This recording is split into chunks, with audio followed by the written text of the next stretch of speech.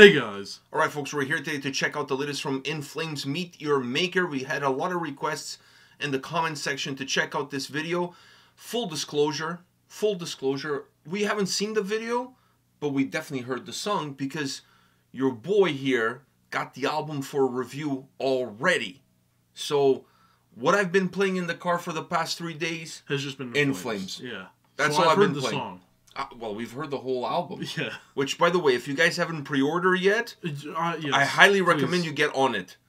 Just fucking drop whatever it is that you're doing and just go fucking pre-order that shit.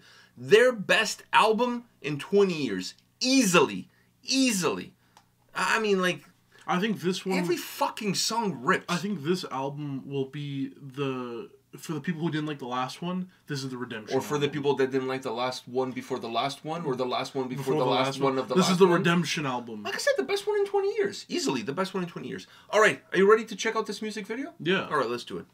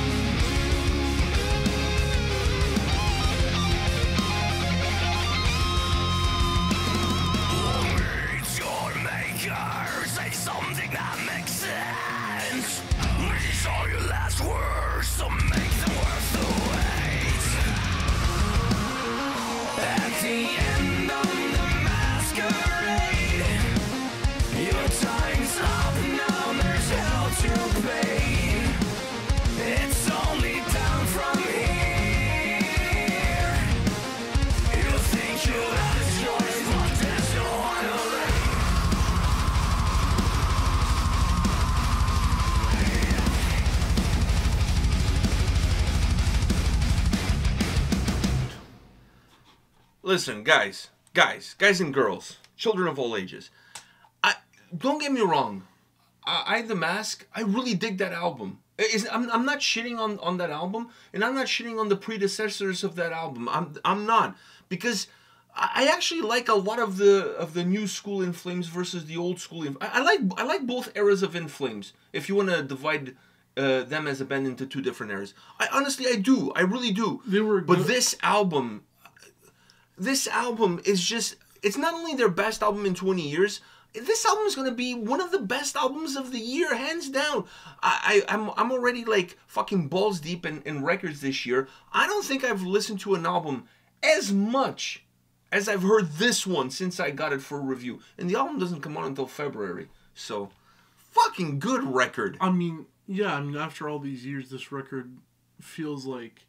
And I don't want to give too much away because I'm going to do an album review. I want to say... Of course, but I just want to give some teasers. I think comparing this to the last 20 years of albums, I think this one is the most consistent from start to finish. I think so. And I feel like those last albums were able to limp, so this one can like But I have sprint. I have some theories.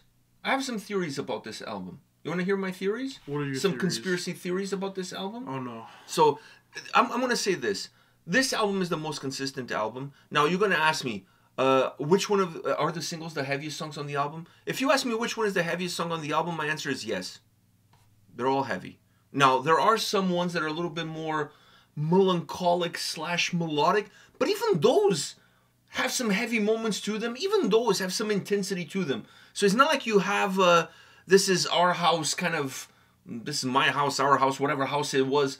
It's not like you have like a track like that, like squeezed in the middle of the album. I felt like the album does have a couple of songs where the intensity goes from all the way here to a little bit down, but they're still heavy, they still kick ass, and they have other attributes that make them really impactful. Either be like really groovy bass, or heavy drums, or a change in the vocal approach that really works. So even those songs, even though maybe you can say, okay, the foot is coming a little bit off the pedal. Fuck, it may be coming off the pedal, but you're going downhill anyway, so who the fuck cares? You're still fucking going. So let me start off by saying that.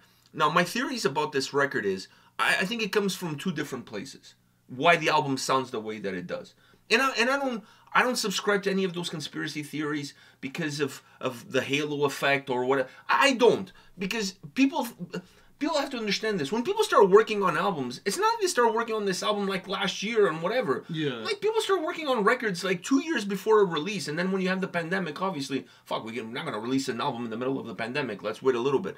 So I don't buy that In Flames somehow got a kick to the balls because of the halo effect. Yeah, no. I don't buy that, because that to me would represent that the band themselves have been milling it in. And now, and it took somebody else to do something, for them to like, oh fuck, I guess we gotta do something. Yeah, I guess we gotta do something. No, I feel like this was. If you believe in that theory, you're actually doing a disservice to the guys in Flames, in my humble opinion. I think this was the Messiah coming. Right. I think the reason for this album. Let me get down to my two reasons, and I want to get your take. Okay. First reason for this album to sound the way that it does, pandemic. I mean, you're fucking sitting at home. You can tour. These guys were like, release an album, tour for 2 years. Release an album, tour for 2 years. I mean, give or take a year, but like pretty close to that. Yeah. And you're sitting at home on your ass for 3 years in Sweden, in Gothenburg. God knows what's there to do. Probably not much. I mean, I know the footy there sucks. So, I mean, like, really, what are you going to do? I mean, that shit gets you fucking mad as shit. So, all of those feelings then are going to be translated into the music that you're going to create. I mean, they're not talking about the pandemic in this album, but the anger of not being able to do shit all, I'm sure it had an impact on how aggressive this album comes across. Yeah, but I also feel like not only does it play an effect into the aggressiveness, but it plays also a little bit of an effect into the smoothness of like the cleaner vocals and the more melancholic stuff in the album. Because I think they had more time to work on the album too. It's not like you obviously. It's not like you're going into the studio with a deadline of 2 months. I feel like the pandemic brought everyone a little bit of sorrow, and there's two sides to sorrow. There's the angriness, and then there's the loneliness and kind of. But I think both sides are represented. Both sides are perfectly represented. Yeah. So my other that's a part. and then part dos. Oh, they're saying duh. I could say that, but part dos for this is Chris Broderick on guitar. I don't think we can underestimate what he brings. Why are you smirking? Look, the fucking guy's jacked. I know. Fuck. Whenever when he throws a pick the other day, when he throws a pick, it's like shooting a gun. Like if you dude, get hit with that shit, I feel so sorry. I was all the way by the mixing table. He threw a pick and I still grabbed it all the way by the mixing table. I swear to God, if I was in the front row, he probably would have impaled me with one of his picks. Like his arm, like the fucking guy has like that's why wrist command. When we see In Flames, most of the time my eyes are on him because he's very like intricate, but it's also like he's fucking buff. So I love seeing him just rip it up. What? I'm not judging. Anyhow. What? Anyhow, you're telling me you don't like to see? No. But I like to actually watch him as a guitar player. He exactly. You don't like to see a man really good treat his guitar right? Of course. So, anyways, I don't think we can underestimate what he brought to the table. All right, because when I see something positive about somebody, that doesn't mean that I'm seeing something negative about the person that was there before. I hate when people associate that. Like, if I'm pumping his tires, it doesn't mean that the guy that was there before was shit. No, I'm just saying that this guy is really good everybody too. Has their own tools, and everybody brings something to the table. Nicholas brought something to the table. He brings something different to the table. I think what he brings to the table is not just a little bit more heaviness on the guitar, a little bit more chunk on the guitar, but he also brings the solos that absolutely add in. And I'm not saying every track on this album is going to have like this intricate, like over the top solo and whatever, but as you could see in this song, that solo there was way better than having a dual guitar harmony. Yeah, you know what I mean? It's way better. But it's also just the way he is. He completes the song. Even on stage, you can tell from his presence on stage, he's gonna just absolutely chug the fuck out of you and then do his thing. Because I think it's just his presence alone is able to add so much. He comes from a different background musically in terms of the bands that he's played in. You know what I mean? I would say he comes more from a thrash background in terms of the bands that he's played in. So coming in here, you see a little bit of that chugginess, almost of that thrash thickness in the way he plays the guitar and the way the guitar sounds. So that's something that he definitely brings to the table. But I also feel like the guitar solos that he brings, it's something positive for a band like In Flames. Because when I look back at the Halo Effect album, just as a compare, I'm not comparing the albums, I'm not comparing the bands. Just in terms of how you approach the song construction. How many times was I listening to that album? I even mentioned that in the video, and I'm like, wow, this song was great, but fuck, it could have really used the solo. But no, it was always harmonies and this and that. I like that shit too, don't get me wrong. But sometimes a fucking solo is what the song needs. Yeah. You know what I mean? And I feel like that's something that he really adds that perhaps In Flames was missing a little bit. You know what I mean? It was missing a little bit because it makes the songs more complete. It makes the songs more texture. It gives a little bit more life to the tracks. It gives more energy to the tracks. And then when you have songs that are heavy, guitar-wise, that are chunky, guitar-wise, and you add those solos in the right spots, it gives you more tools. Okay, now we can have some guitar harmonies. Okay, you can have some solos.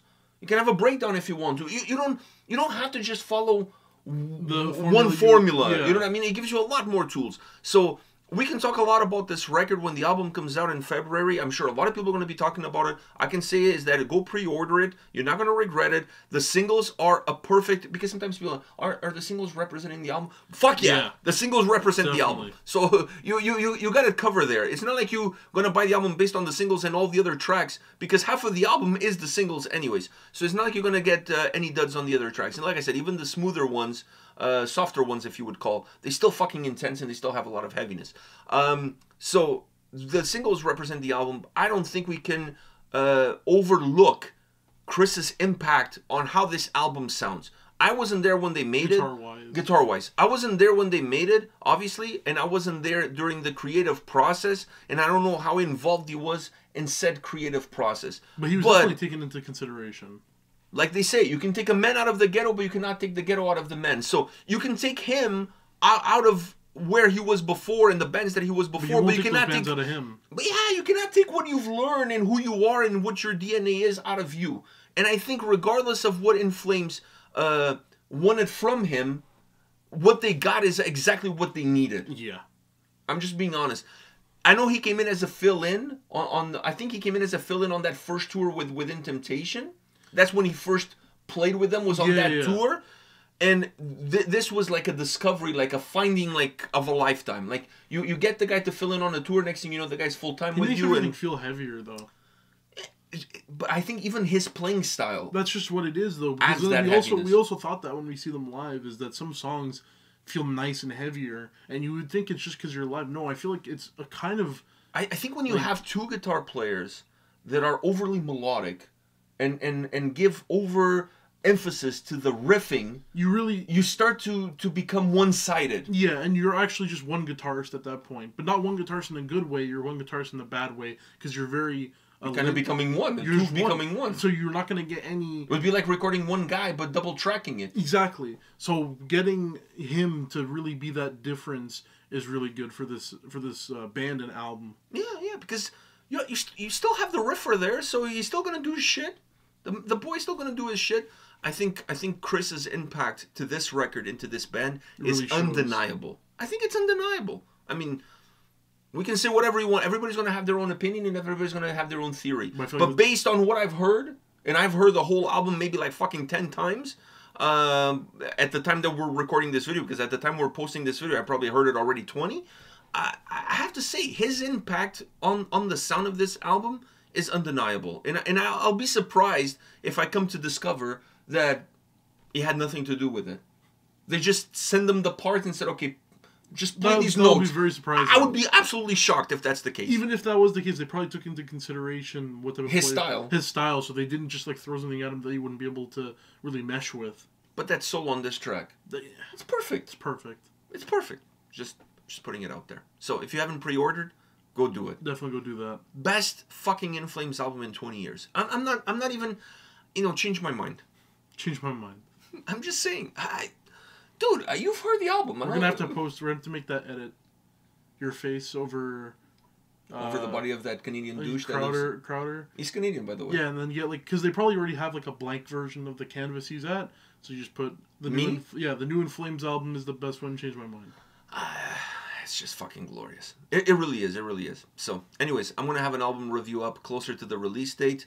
Guys, the month of February is just around the corner, so we'll see you then. Right? Yeah. Well, actually, we'll see you before. We'll see you tomorrow with another video. All right. See ya. See ya.